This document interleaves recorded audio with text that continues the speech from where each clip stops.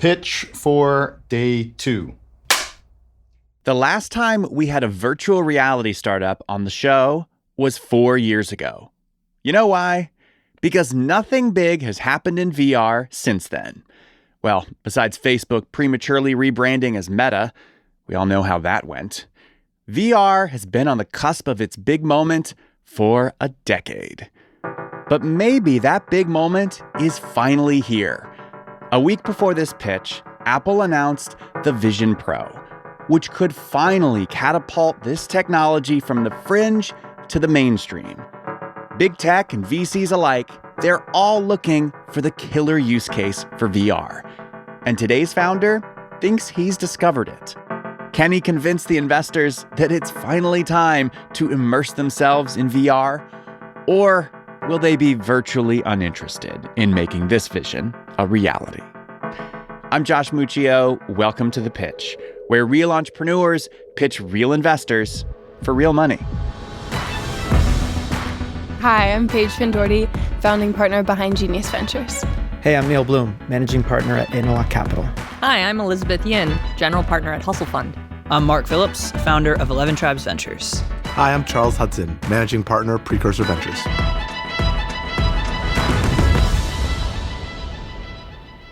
The pitch for Wist is coming up after this. And if you want to watch the video of this pitch, go to pitch.show/YouTube. Episodes premiere on Wednesdays at 7 p.m. Eastern.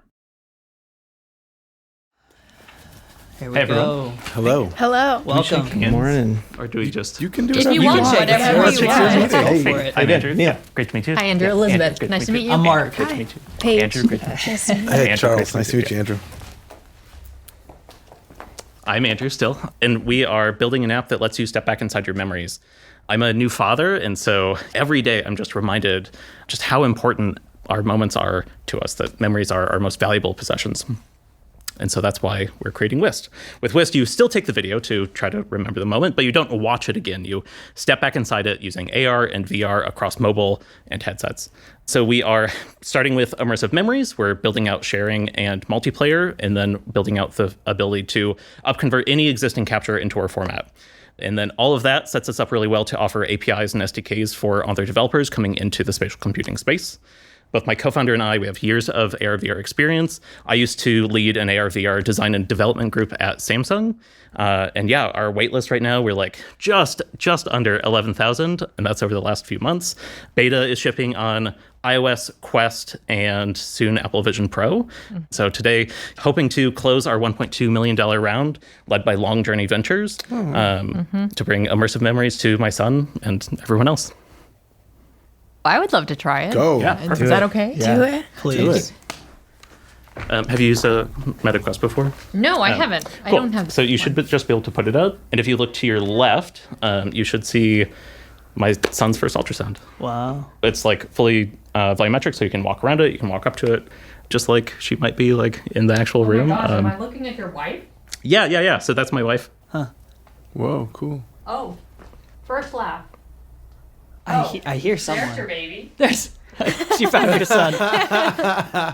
Yeah, there's a... Oh, Oh, that's cute. that's Yeah. adorable. Yeah, and this was like the first time we were able to get him to laugh too, and so it's just a really special moment. Okay, wow. Yeah. That's fascinating. What did you use to capture the videos? All captured on iPhone, on Pro model iPhones. So you just literally took this video with your phone? Yeah. So right now we do use the LiDAR sensor on the iPhones, and so that's what allows us to capture today. Wow. So, Elizabeth, is it immersive? Do you feel like you're in the room? Or is it still maybe two-dimensional is how I would describe it?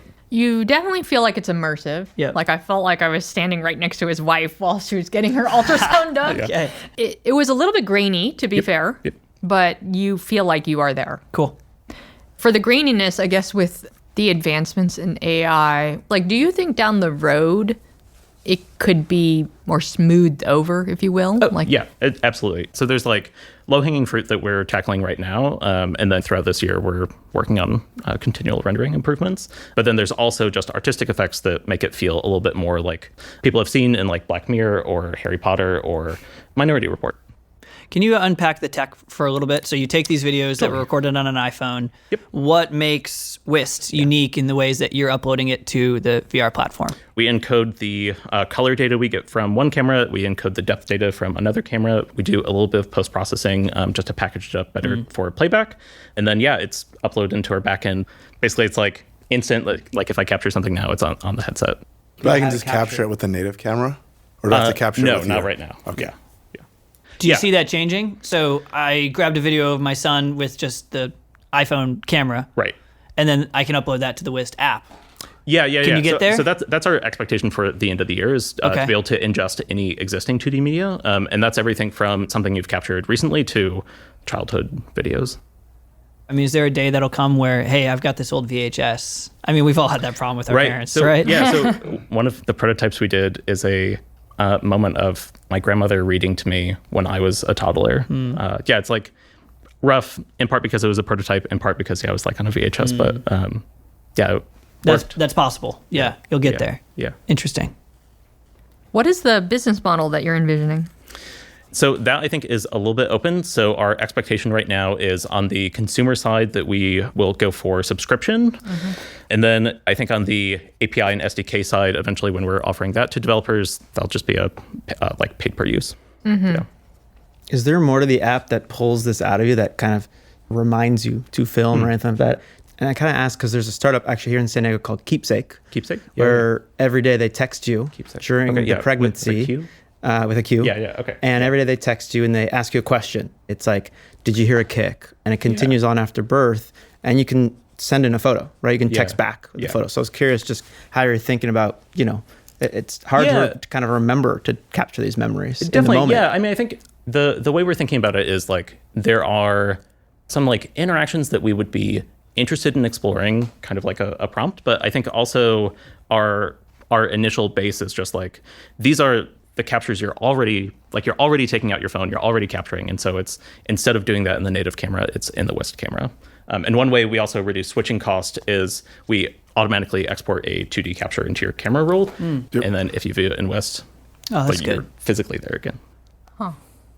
The timing of this pitch is relevant given the news. Absolutely. Yeah. It's probably the hippo in the room. So can you talk to us about what your perspective is on the Apple headset and what that means for the industry? Yeah, it's like amazing. I think that personally it has been so validating, like specifically for Wist. Apple thinks that spatial memories are so important that they added a hardware button.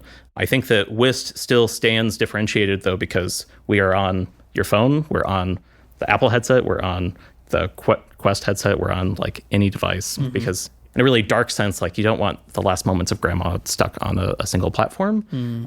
And the Apple device is going to be out of most people's price range. Also capturing with the headset is really awkward. Or just like take a video and then you're done. Like you're there. It's extremely easy to use. So on that point, actually, that is probably something I think a lot about and sort of worry a bit about. Like the Apple price point is really high, so that will limit, at least initial sales for them. And then certainly that for other reasons, VR headset adoption has been disappointing. Sure. Given that you are reliant kind of upon people having headsets to be able to enjoy this, like how do you think about that? Because you're beholden to the headset market. So in some ways, I don't care what else you use your VR headset for. If you have it, then like you can use Wist. And there's something around like tens of millions of Quests are out there. And so even if that's on a shelf today, you can charge it up and Wist is ready to go. So like it's not like we have to wait for that to roll out. We just have to have you plug it in. Andrew, I'm curious your why for the business. Yeah. Sounds like you were doing great at Samsung. Yeah, And now you've got a child, so there's added layers of stress in being an entrepreneur. But what was the inspiration for you to start the business? It comes from like a lot of places, really. In middle school, my grandmother died, and eventually I realized that like the new people that I was meeting, like my wife, like she's never going to be able to like really meet her. My why is like, is that memories are just like our most important thing at the end of the day, and that this is an opportunity, unlike any other, to like build an app that just like deeply resonates with people. It's not something that's throwaway. This is like you. Sure. And thinking like a little bit longer term too, like my son will be able to go back into all of these same captures and like see his parents be a lot younger and see himself be like a tiny little bean. It's wild. That's great. Yeah, technology that makes us more human, right? Absolutely. Do you have a sense of the overlap between headset ownership and your target audience? Are they in that sweet spot of people who are likely to have devices already? We're just like relying on our waitlist numbers. And so if I remember off the top of my head, I think there's about like 20 to 40% of them have both an iPhone and one of the supported Quest headsets. Okay. You mentioned that you were doing the beta testing. Can you walk us through kind of like what that groups looks like and what questions that you're trying to answer through that beta testing? In our last release, we rolled out to 100 users. I think right now we have about 71 who went through the actual like sign up process. Those numbers are a little bit separated from each other because some of those people came in before the thing. But yeah, it's like... Wait, what do you mean by that? Sorry. So so basically like we have 71 people who have gone through the entire sign up process and like entered their data and they like created an account. Yeah. So you have 71 people who have entirely signed up. Yes. Are they all actively using your product right now? I don't think we entirely know. We're still like working on the analytics reporting. Okay. Yeah. So you can tell maybe like how many have uploaded one video versus not even gotten to Absolutely. that stage. The data is there. We just like have to like make Google Analytics tell us. I think I'm out on this one. Consumers about half of what we do at Precursor. Yeah. The one thing I keep coming back to is the most successful consumer experiences we've invested in have relatively low friction to try and experiment with them. And I don't think this is a shortcoming of like your approach. I think just looking at where headset technology is and where capture technology is, I just worry that there's too much friction to really get a large number of people into the experience. And I think you're going to need a large number of people in the experience to make the consumer subscription piece work.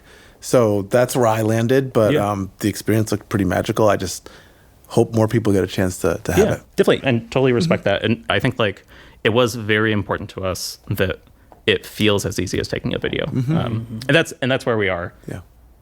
I think to bounce off what Charles said, I think the dependency on headsets is tough, especially as Apple has come out with their headset. And I feel like they've definitely been big on like spatial sound and photos. And so I'm out because I think that Apple will start like working on this in a really meaningful way in the next like 5 years. Sure. I think like the way we think about that is that, like we're accessible on every platform, including Apple's. Definitely. Cool. Thank you.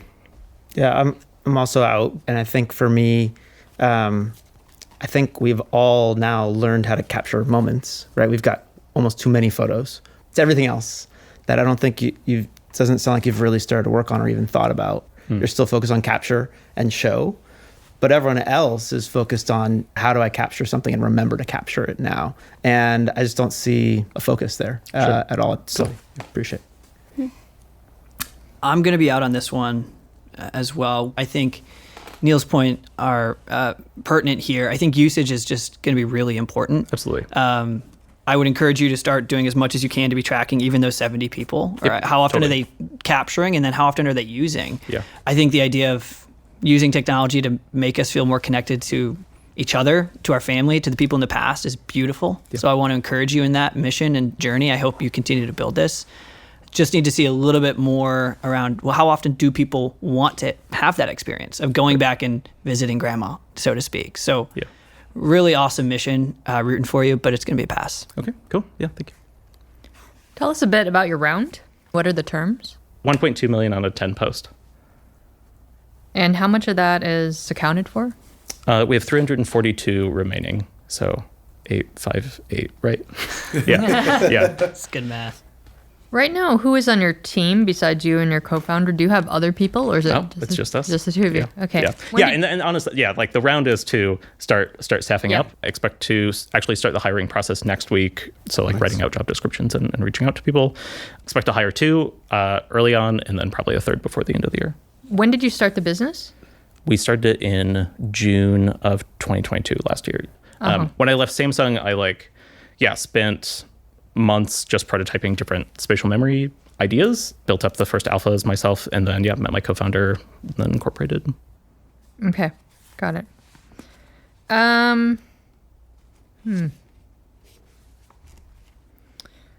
I'm in for 50K in this round. I would echo some things here, though. I think that it is very understandable, it's just the two of you, that you don't have answers to a lot of things.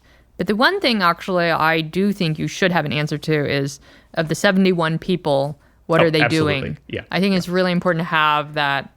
I mean, you had the info, so Right, but yeah, that yeah. At least dedication it's captured, to like- having the tracking and monitoring the tracking, because you are an app that is contingent upon how people use this. Yep, absolutely. Yeah. So that's what I would encourage you to do as like a top priority. Totally. You can't improve what you're not measuring. Yeah, absolutely. Go Elizabeth. Go, Elizabeth. What? I'm so excited to have you. That's awesome. Yeah, thank you. Yeah, thank you. Great. Thank you. It's good meeting right, all of you. yeah. Yeah, good job. Thank you.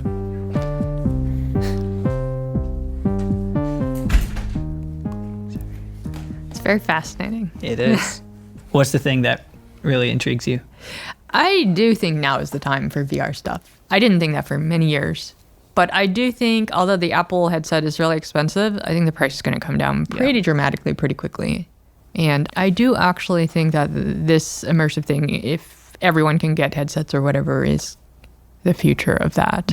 Maybe we should have all done the demo because you're the only one who did. That's good.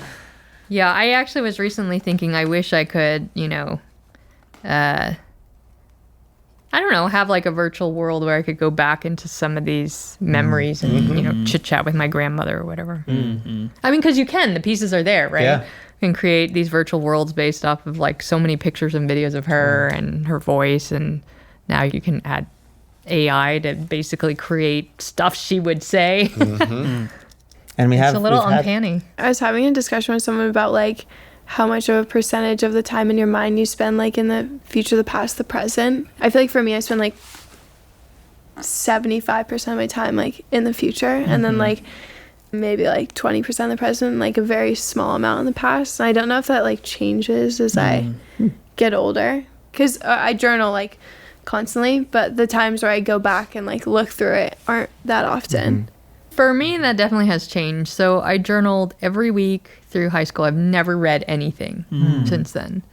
But my kids are old enough now such that I feel like I'm at this point where I'm past the hard parts, but then I see them growing up so fast, and then it's like, it's almost over. Crazy. So it's like I didn't watch any of the videos of them when they were a baby for years or anything like that. But more recently, it's like, wow, they're almost out. Yeah. So now I do watch these videos. Like I'm the Yeah. exact target demographic Oh, for that's him. awesome. This is like not what I was expecting at all. Like, I couldn't, like, you were asking questions and you seemed interested, but I don't, like, watching, I'm not even entirely sure why you invested, and particularly at these terms. I thought that you wouldn't be interested in this deal at all. I was thinking this would be a Charles or a Paige deal.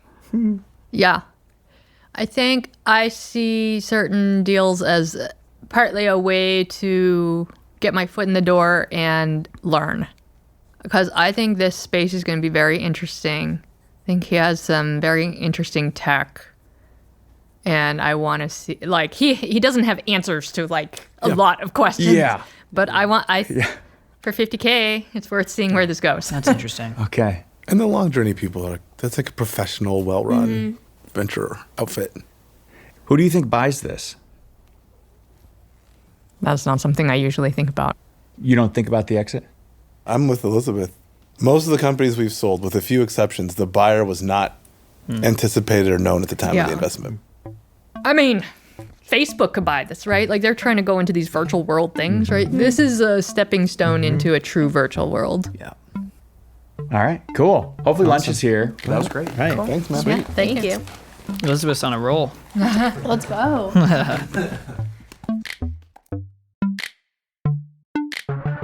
That was a pitch to remember. Andrew got a $50,000 commitment from Elizabeth Yin at Hustle Fund. When we come back, how do you diligence a deal when there isn't a business yet? The Pitch Fund has a mild existential crisis after this.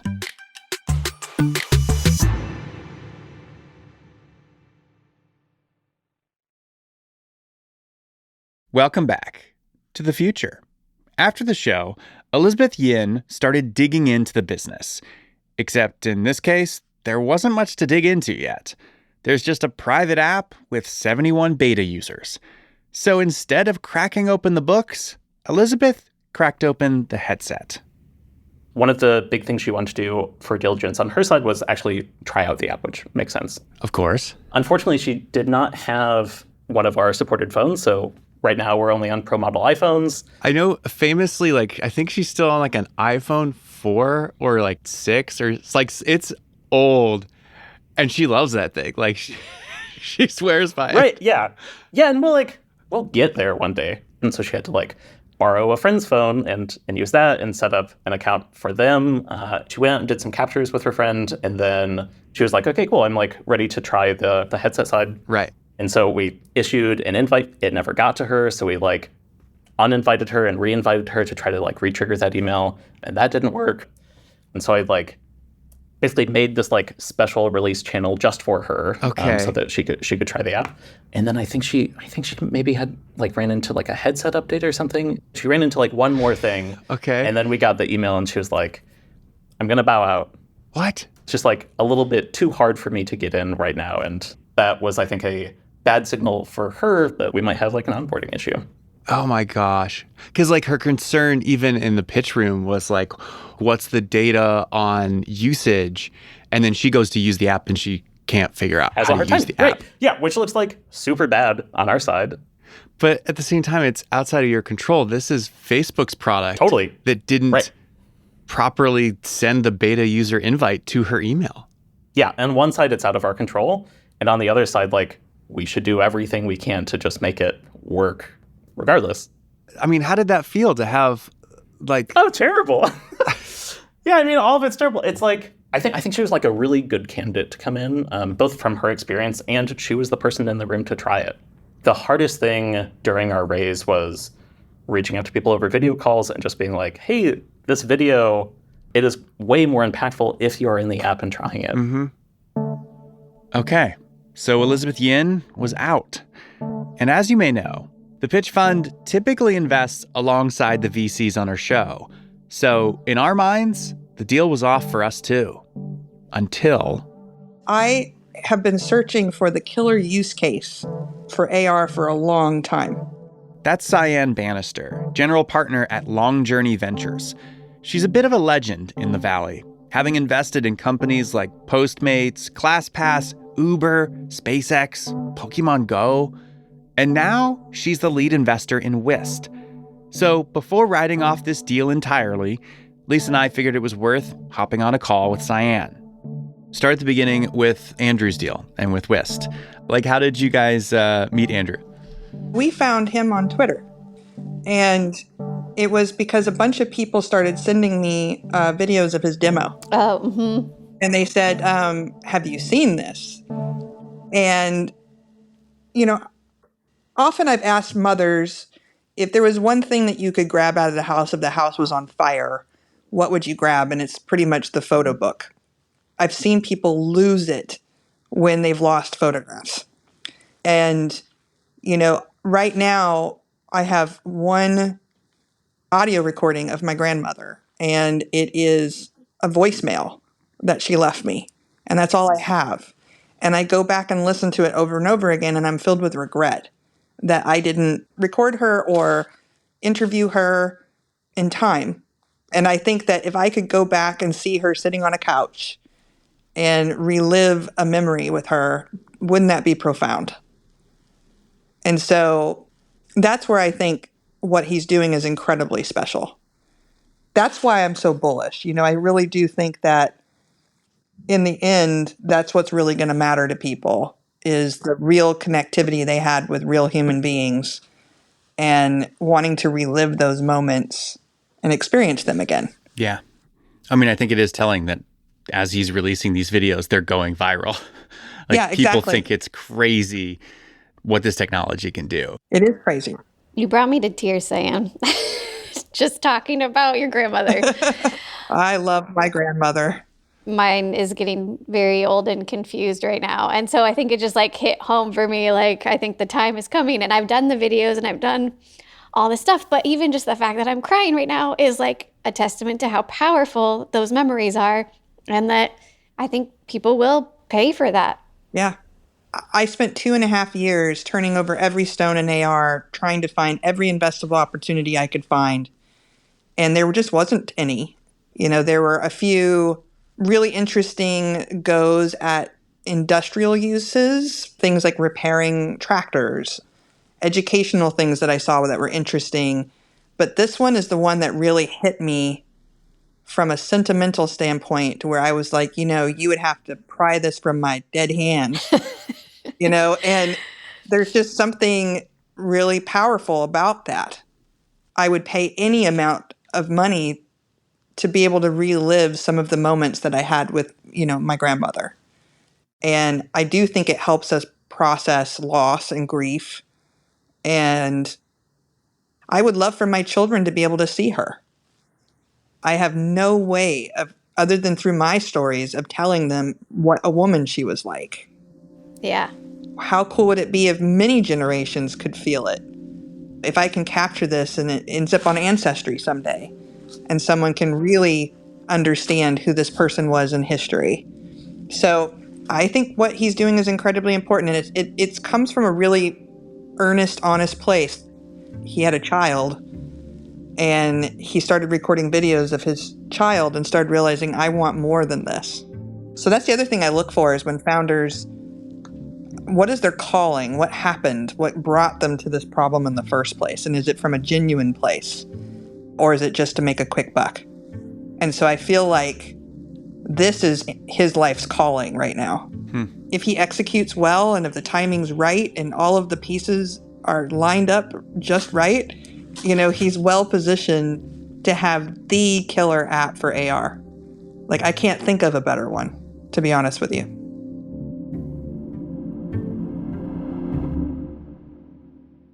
I have to say, going into that call, we were pretty sure we would not be investing in Wist. But after the call, we started to wonder if this really could be the killer use case for VR.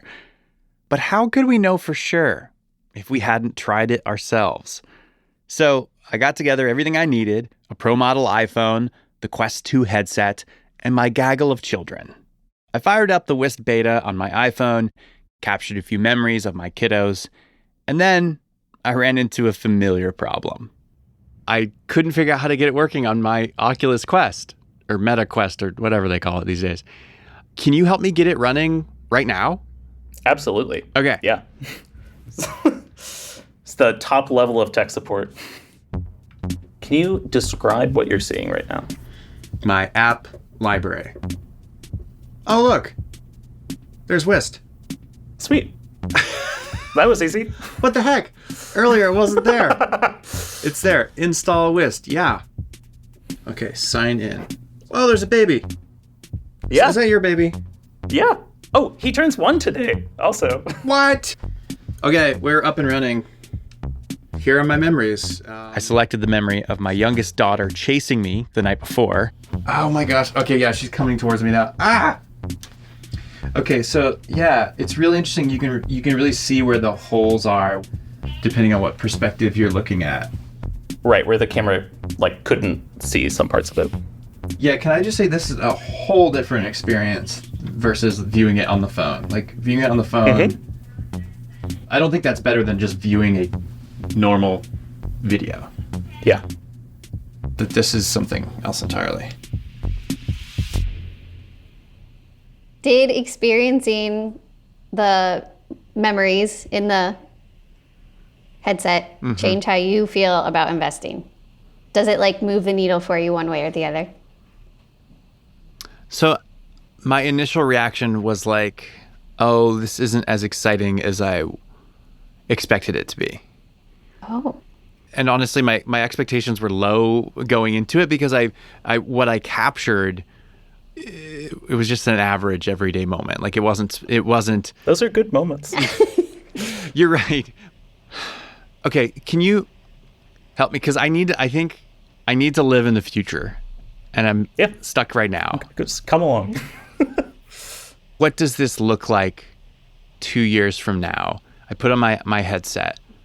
Can you paint a picture for what this looks like?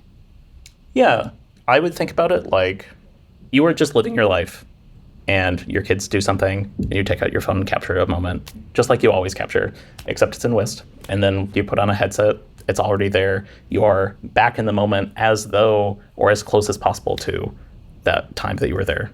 Also, like our initial hypothesis is that this is about spatial memories, that's the like critical foot in the door kind of thing. But we like build up all of this tech that's hard to piece together, and then we can open that up to other developers to include in their own apps for volumetric capture, especially if we can get to that place where it's give us any 2D content and we'll give you back something lifelike. Yeah. That could be really powerful if you can get the technology working. Right. I'll tell you why this is so hard for us. Mm-hmm. We are brand new fund managers. Yay for us. I mean, also, congrats. Like, you've done a lot of work to get there. Like, Thank you. Yeah. Thank you. Yeah. Yes. We've never evaluated an opportunity like this before, where we're investing truly in technology. We're not really investing in a business yet. Like, there's not enough to evaluate on the business side. Right. So all we can evaluate is the technology. If I'm criticizing what it looks like right now, there's a lot to criticize. Mm-hmm. In the product itself. Yep. Right? Like it's buggy and it's early.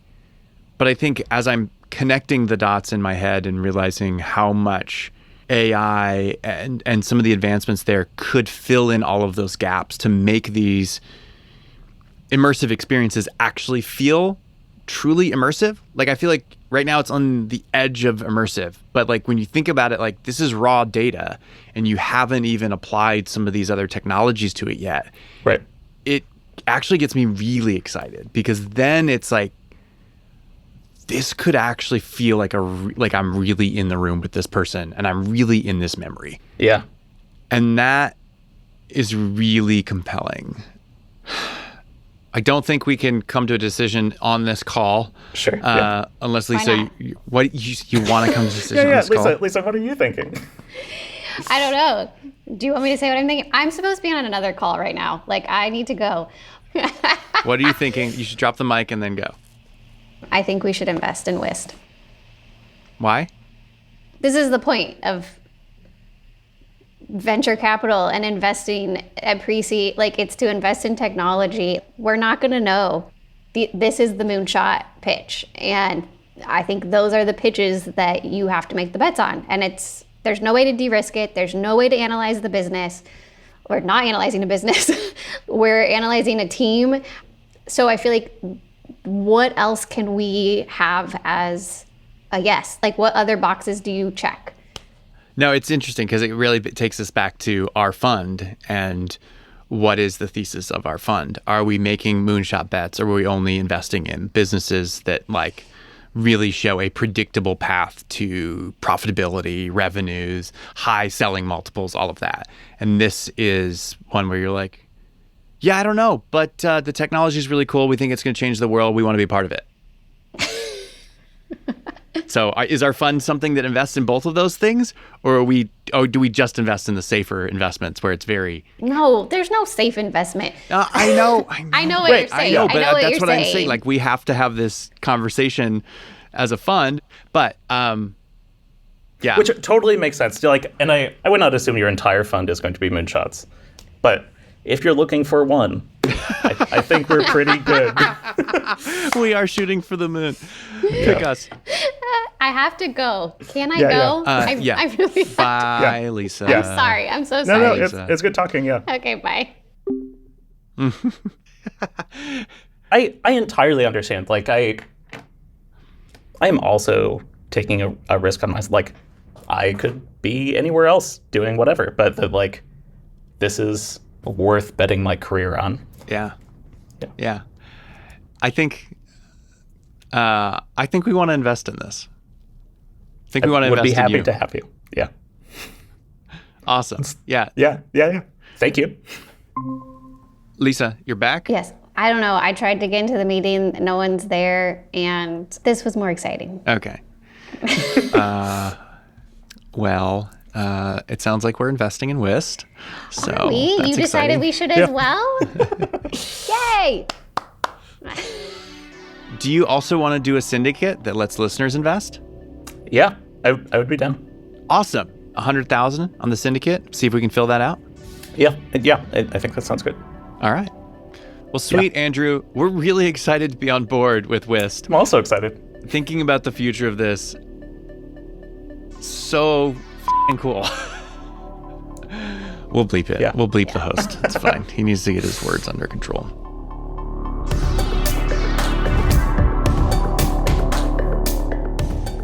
Huh. So that's what it's like to make an investment decision on the spot. And if you want to make the same decision, after some due diligence of your own, of course, go to pitch.show/Wist. You get the gist. For Pitch Plus members this week, we published the full call with Cyan Bannister. Her fund, Long Journey, is really different. For one, they have 9 partners. But that's just the tip of the iceberg. We may or may not have invited Cyan to join us at the Pitch Miami.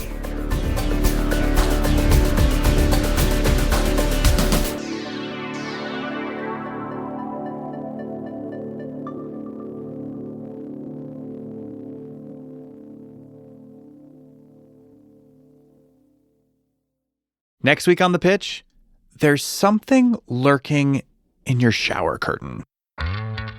It's covered in what's called a DWR, durable water resistant, which is made of a PFA, which is a highly carcinogenic forever chemical. So you're telling me I'm going to get cancer? Yeah.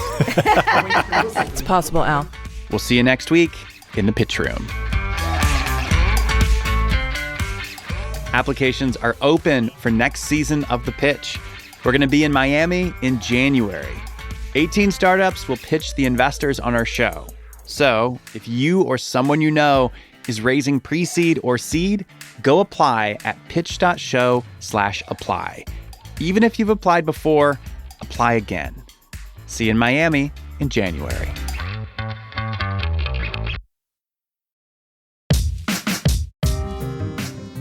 This episode was made by me, Josh Muccio, Lisa Muccio, Carrie Ann Thomas, Anna Ladd, and Enoch Kim, with casting help from Peter Liu.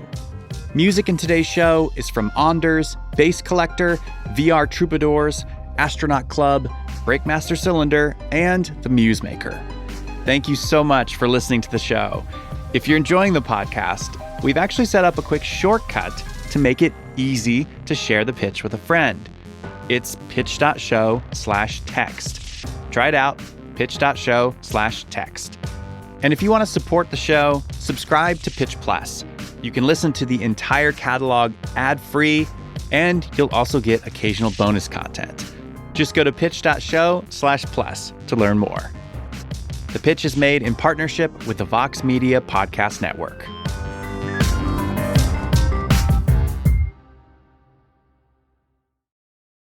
The Pitch, Inc. and their respective employees and affiliates do not provide investment advice or make investment recommendations. The information provided on this show should not be used as the basis for making investment decisions.